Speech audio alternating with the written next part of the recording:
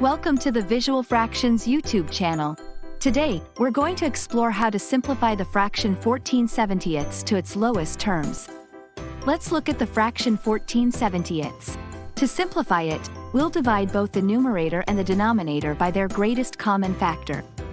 The greatest common factor, or GCF, is the largest number that can evenly divide both the numerator and the denominator of a fraction without leaving a remainder.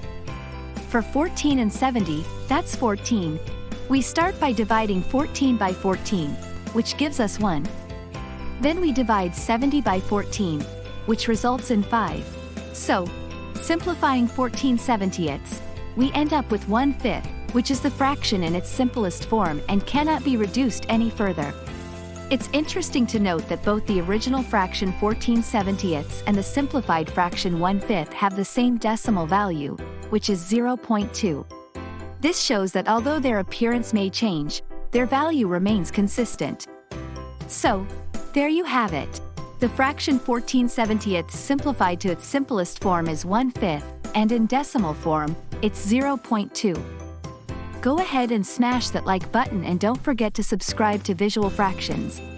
Thanks for watching.